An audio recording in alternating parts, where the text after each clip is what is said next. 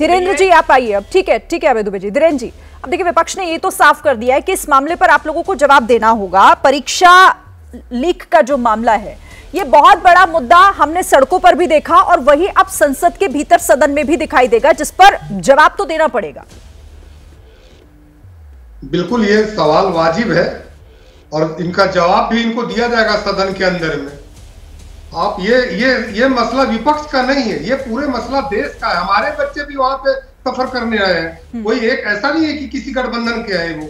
लेकिन मैं कहता हूं कि विपक्ष को इसके लिए तैयार रहना चाहिए कि यदि प्रधानमंत्री बोलते हो तो उनको गंभीरता से सुनना चाहिए, जो बात अभी के शर्मा ने कही। लेकिन जब होता है कि ये सवाल उठाते हैं और जब इनको माकूल जवाब मिल रहा होता है तो उसके बाद ये लोग प्रधानमंत्री जी सदन में बताइए वॉकआउट कर जाते हैं।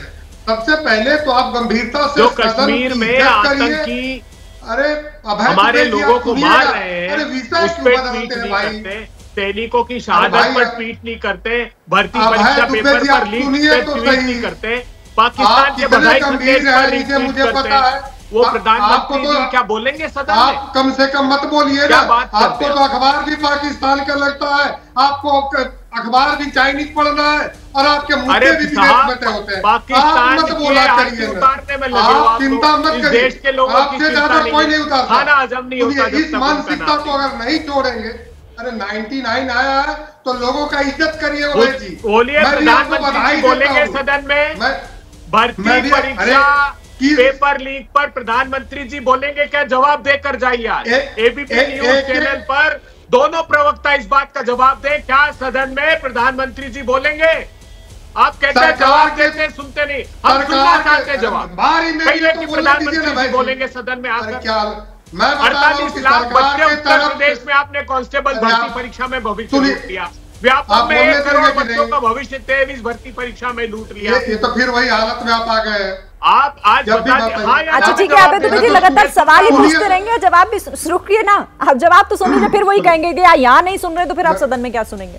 ठीक है, जल्दी से धीरेन्द्र जी 30 सेकंड में, फिर के शर्मा जी 30 सेकंड में। बिल्कुल सही जी, मैं यही कहने वाला था, यही मैं कहने वाला था कि यहाँ नहीं सुन पा रहे हैं, सदन में क्या करेंगे? शर्मा जी 1 सेकंड, मैं बता रहा हूं कि जवाब इनको मिलेगा। अब देखिए मामला अगर ये शिक्षा से जुड़ा हुआ है तो ये जवाब खोजेंगे प्रधानमंत्री जी से। चलिए ठीक है, मिलेगा इनको शिक्षा मंत्री का जवाब। अब आप वो देखना होगा, उसके लिए तो थोड़ा इंतजार कर लेते हैं कि आखिर किस तरीके से उस पर सवाल होंगे और उस पर क्या जवाब होंगे। विवेक अग्निहोत्री जी, एक जो विनोद जी माफ कीजिएगा, विनोद अग्निहोत्री जी, ये जो स्पीकर पद को लेकर आपने इससे थोड़ी देर पहले भी प्रोटेम स्पीकर की बात की, लेकिन जब स्पीकर पद की बात होगी तो आपको लग रहा है कि इस पर भी हंगामा होगा? क्योंकि कहीं ना कहीं हम ये भी देख रहे हैं कि विपक्ष भी अपना कैंडिडेट उतार सकता है, ऐसा भी हो सकता है। नहीं, मैंने जैसे पहला कहा, अगर सरकार और विपक्ष में सहमति बन जाती है कि भाई डिप्टी स्पीकर परंपरा के हिसाब से विपक्ष को मिल जाए, और तो विपक्ष को भी तैयार हो जाना चाहिए स्पीकर पद पर सर्वसम्मति से चुनाव करने की बजाय कि सर्वसम्मति, जैसा कि पहले भी होता रहा है। हाँ। पहले सारे स्पीकर, चाहे ओम बिरला जी हों, चाहे मीरा कुमार जी रही हों या सुमित्रा ताई हों, सारे स्पीकर और पहले भी अगर जाए सब सर्वसम्मति से चुने जाते रहे हैं।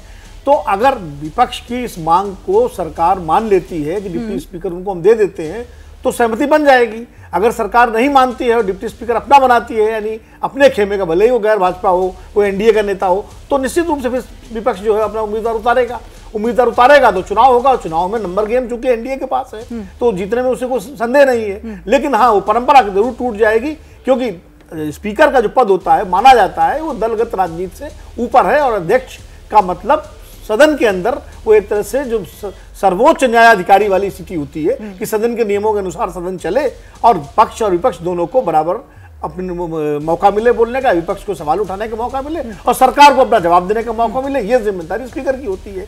तो इसके लिए माना ही जाता है जो पार्लियामेंट्री सिस्टम है, वेस्टमिनिस्टर सिस्टम, कि स्पीकर जो भी बने, जिस भी दल का बने, वो दलगत राजनीति से ऊपर उठ जाए। और हमने देखा है इस सदन में विजय भाई बैठे हुए हैं कि 1 वोट से अटल जी की सरकार गिरी थी और स्पीकर थे बाली योगी सत्ता पक्ष के। हाँ। उन्होंने कोई बिना किसी तरह की कोई गड़बड़ी नहीं की, ईमानदारी से उस फैसले को स्वीकार किया। ये स्पीकर की एक जो है महत्ता और उनका जो है क्या कहते हैं, जो उस पद की जो गरिमा है वो होती है। ठीक है विजय जी, अब जैसा देखिए इस चर्चा में भी कई बार ये सवाल उठा, लगातार विपक्ष ये कह रहा है कि भाई इस बार मजबूत स्थिति में तो बीजेपी नहीं है क्योंकि अपने दम पर बहुमत नहीं लेकर आ पाई। इसका कितना असर सर पड़ेगा? क्योंकि सहयोगी दलों को बिल्कुल साथ साथ रखना, उनकी भी, उनके मन में किसी तरह की कोई नाराजगी ना आए, इसे भी सुनिश्चित करना, इसका असर दिखेगा सर संसद सत्र में? देखिए, एक पूरी बहुमत की एक पार्टी की सरकार और एक बहुमत के साथ गठबंधन की सरकार, उसका फर्क तो होता ही है। इसमें ये कहना कि नहीं होगा कुछ, लेकिन भारतीय जनता पार्टी बहुत मजबूत स्थिति में 240 एमपीज के साथ, और मुझे नहीं लग रहा कि जो उसके सहयोगी हैं, प्री पोल अलायंसेज हैं, उनसे कोई बड़ी मुश्किल फिलहाल आने वाली है। मैं सोच रहा था आज की चर्चा में अभय जी और जो हमारे समाजवादी पार्टी के घनश्याम जी थे, तो वो क्या स्ट्रेटेजी बना रहे हैं विपक्ष के लिए, डिप्टी स्पीकर के लिए और स्पीकर के लिए, उस पर चर्चा हो। मुद्दों पर तो चर्चा होनी है, हाउस तो बना ही मुद्दों के लिए है, और क्या क्या चर्चा करेंगे वो सब हो रही है।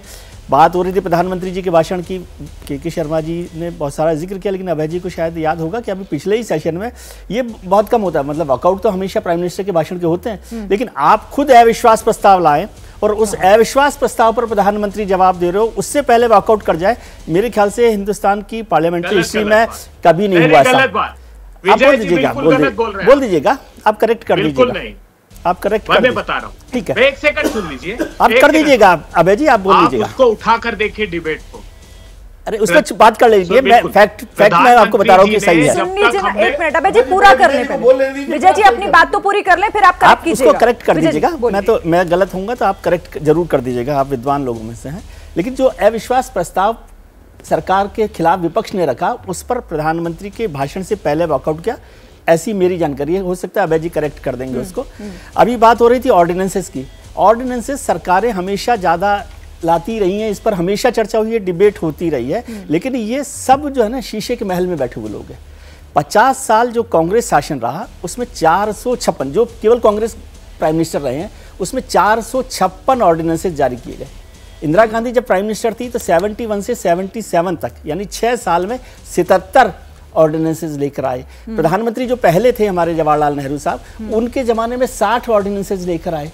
मनमोहन सिंह सरकार 10 साल रही तो उसमें 61 लेकर आए। नरेंद्र मोदी जी रहे तो उसमें 71 आए हैं 10 साल में। तो ये सब सरकारें करती है। तो मैं समझता हूँ विपक्ष को ये भूमिका निभानी चाहिए कि भाई ऑर्डिनेंसेस नहीं लेकर आए, पार्लियामेंट्री स्टैंडिंग कमेटी के पास बिल्स जाएं, उस सब पर चर्चा हो। लेकिन पहला विपक्ष की ताकत का अंदाजा तभी होगा जब वो डिप्टी स्पीकर अपना बना पाए। हालांकि मुझे शर्मा साहब की मुस्कुराहट से लगता नहीं कि ऐसा वो करने जा रहे हैं, लेकिन ताकत का अंदाजा तभी होगा। और ये सबसे मजबूत विपक्ष है, ये ध्यान रखना चाहिए शर्मा साहब को। 10 साल के बाद एक बड़ी ताकतवर है, उसको आप इग्नोर नहीं कर सकते। बिल्कुल।